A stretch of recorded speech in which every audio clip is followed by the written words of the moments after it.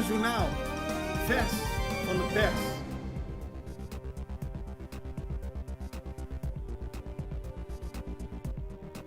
Welkom bij Extra Journaal. Fijn dat u weer kijkt. We hebben het belangrijkste nieuws voor u op een rij gezet. We beginnen met oud-minister Jacinta Constantia. Die heeft zich vanochtend gemeld bij de SDKK. De oud-minister, de oud-eilandraadslid en ook gedeputeerde moet een gevangenisstraf van 20 maanden volmaken. Het heeft allemaal te maken met de grote mondkapjeszaak. Meer dan 10 jaar geleden heeft zij samen met haar toenmalige echtgenote de Curaçaose overheid in de luren gelegd. Er is geld overgemaakt op een rekening van een vriend van het stel voor de aanschaf van mondkapjes. Die zijn nooit besteld. Dus voor een bedrag van iets meer dan 300.000 gulden hebben ze proberen Curaçao op te lichten. En daarvoor moet Constantia de gevangenis in. Ze is in hoger beroep geweest en ook naar de Hoge Raad, maar niks mocht baten. Volgens de rechter is zij schuldig. Haar ex-man ook, die moet tegelijkertijd de straf uitzitten. Die is verlaagd van 21 naar 20 maanden. En volgens Constantia is ze onschuldig, maar ja, moet ze zich gewoon melden. Minister wil Celicour verantwoordelijk stellen. Minister Cooper van Verkeer, Vervoer en Ruimtelijke Planning is boos op Celicour. Vorige week was er een staking van 2 dagen. Maar die staking leidde er ook toe dat bijvoorbeeld openbare werken en het keuringslokaal, allebei onderdeel van VVRP, niet toegankelijk waren. Volgens minister Cooper heeft zijn ministerie schade opgelopen. En de volgende keer stelt hij Celicour daarvoor verantwoordelijk.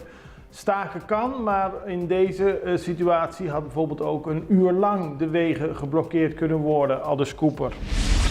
Visbedrijf sluit per direct de deuren voor de werknemers op Curaçao en Bonaire. Van het visbedrijf Caribbean TI was het een flinke domper. Eind vorige week kregen ze per direct ontslag. Het gaat om een totale stillegging van het bedrijf. Het bedrijf levert onder meer aan de horeca, zeevruchten, vissen uit de zee. Maar per direct stopt het werk. En wat de werknemers vooral dwars zit, is het feit dat er geen contact is opgenomen door het bedrijf met het ministerie van SOAW. Dat er niks geregeld is over vakantiedagen, andere compensatie en dergelijke. Dus een enorme domper voor hen.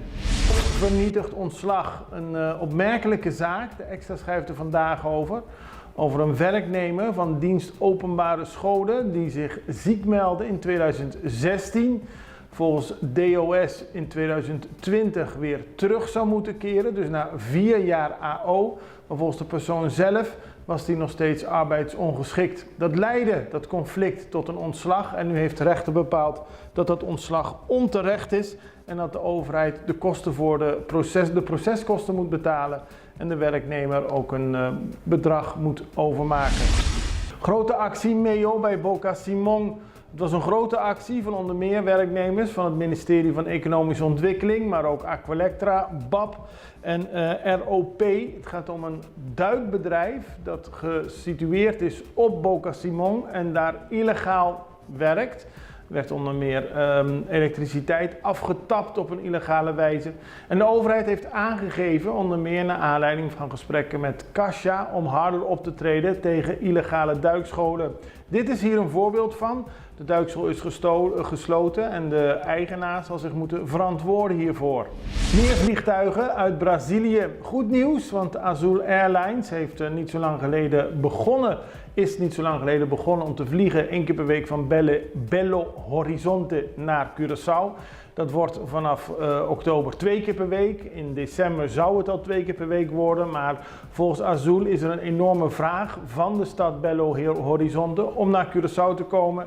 En dat betekent dus meer vluchten. En dat is alleen maar goed voor het toerisme van Curaçao. Vertrekt Bicintini onvermijdelijk? Tenminste, dat lijkt erop. De bondscoach van het Curaçaose voetbalteam, Remco Bicintini, hoeft niet terug te keren. Afgelopen zondag kreeg hij te horen dat de FFK heeft besloten niet langer verder te gaan met Bicintini. Hij vond het een grote verrassing dat hij niet langer bondscoach mag zijn.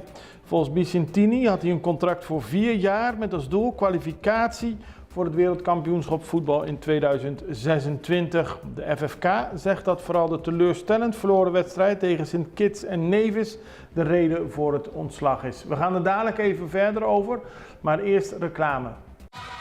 to school com KFC, Pizza Hut e Subway. Bota imaginabu, 7 de Augustus, bota hanya llamada. Kutabisabu, kubota unjega na donan di back to school package, incluyendo laptop, wifi dongle di Digicel, ku anya di data, boga tinha chance aqui. Compra na KFC e Pizza Hut pa 25 florin of mas.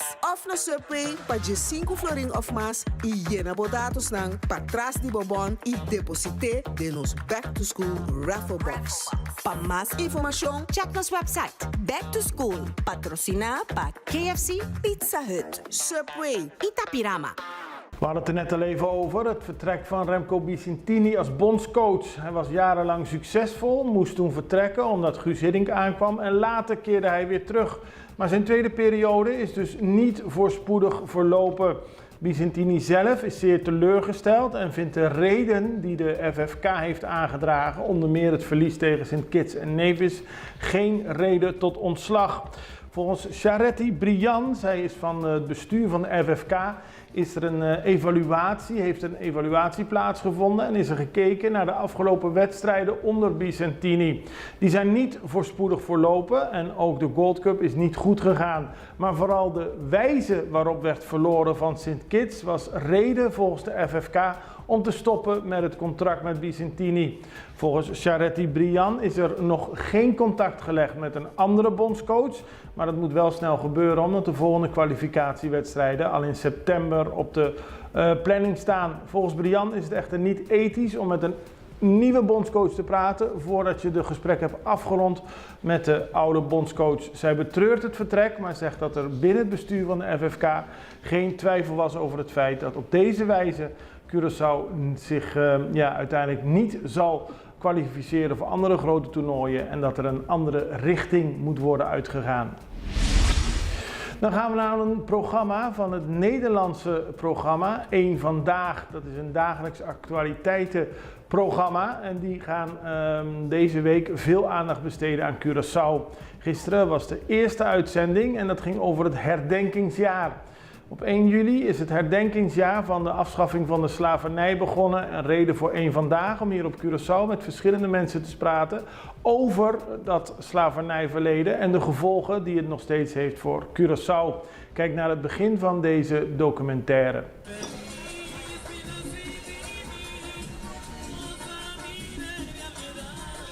Ik verwacht dat vooral ook het gesprek over slavernij vaker en ook bij een breder publiek wordt gevoerd. Heel veel mensen die hebben het idee van Nederland biedt zijn excuses en daarmee houdt het op.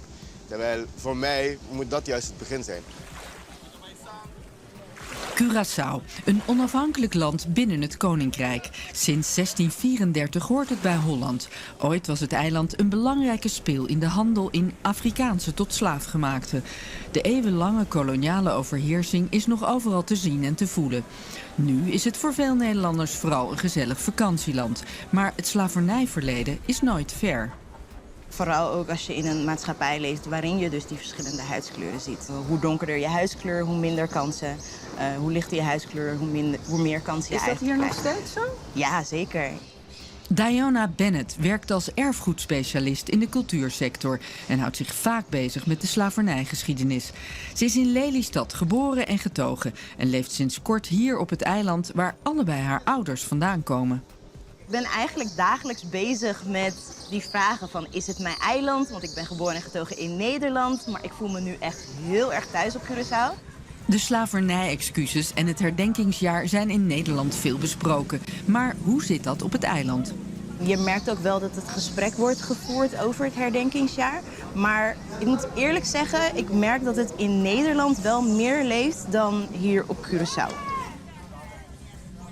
Er zijn mensen die wel inderdaad vaak het verleden meenemen, want zonder verleden heb je natuurlijk ook geen heden. Maar dan heb je weer een andere kant van mensen die zoiets hebben van nee, dat verleden willen we niet meer over nadenken, maar laten we kijken naar de toekomst. Dus het verschilt. Soms zit het verschil volgens Diona ook in generaties. Wij willen wel meer weten, we willen meer onderzoeken, want het helpt ons ook bij het vormen van onze identiteit. Maar dan moet je wel de oudere generatie zo ver krijgen, zodat ze ook de gebeurtenissen met je gaan delen en ook de verhalen gaan vertellen. Je focust natuurlijk op het slavernijverleden, maar ook op de doorwerking in het heden. En een van de doorwerkingen is dus inderdaad het racisme. En is dat iets wat besproken wordt? Ja, en dat is dus weer het verschil tussen weer de mensen die daar graag, niet graag, maar die daar gesprekken over voeren. Omdat ze ook weten dat hoe vaker je het erover hebt, hoe meer het ook zichtbaar blijft, hoe meer je ook er wat aan kan doen om het te veranderen. Maar dan heb je ook weer mensen die zoiets hebben van nee, ik wil het daar ook weer niet over hebben en ik leef gewoon verder en ik doe mijn ding. De ongelijkheid tussen wit en zwart op het eiland is duidelijk te zien.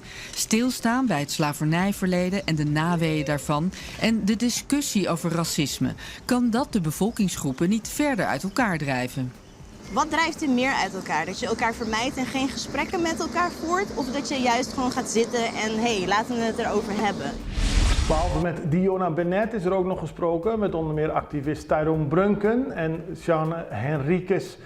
Voor degenen die de hele documentaire willen bekijken, kunnen terecht op www.npostart.nl en dan doorklikken naar 1 Vandaag.